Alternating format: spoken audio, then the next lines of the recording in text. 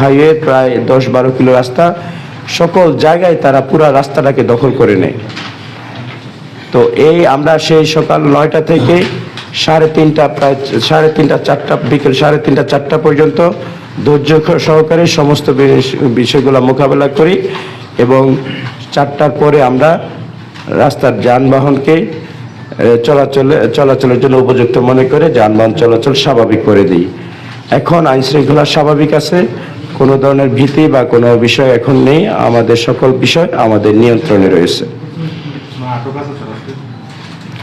আজকের ঘটনায় আমরা যে এখনো কোনো আটক করে নেই, আমরা অভিযান পরিচালনা করব এবং সেটা পরবর্তীতে আমরা অভিযান পরিচালনা করব।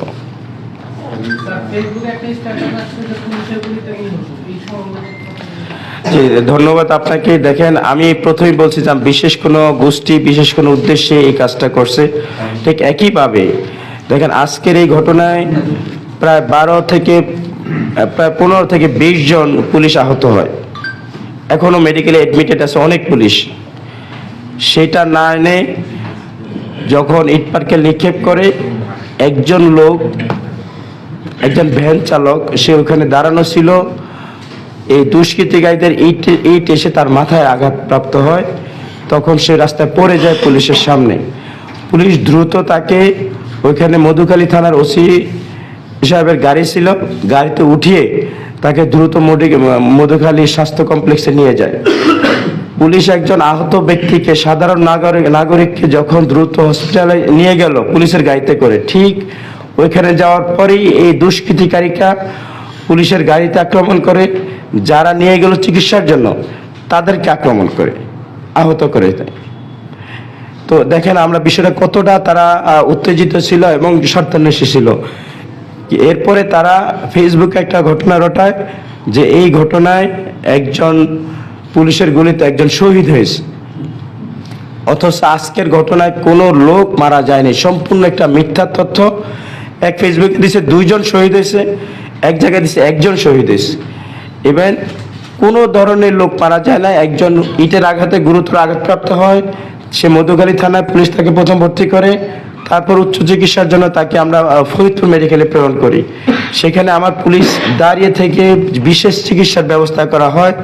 এরপরে সেখান থেকে তাকে উন্নত চিকিৎসার জন্য তাকে ঢাকা প্রেরণ করা হয়। সে এখন যথেষ্ট স্টেবল আছে, সে কথা বলে, ভালো আছে এবং সে সম্পূর্ণ সুস্থ আছে এবং সে ক্রিটিক্যাল অবস্থায় নেই, সে অনেকটা নিরাপদ আছে। কিন্তু এই মেসেজটাকে মানুষকে, পুরা দেশের মানুষকে ভুল বোঝানোর জন্য তারা এরকম একটা মিথ্যা তথ্য ফেসবুকের মাধ্যমে জাতির সামনে তুলে ধরলো যে তারা মিথ্যুক, তারা সত্য তথ্য দিয়ে জাতিকে বোঝাতে চায় না।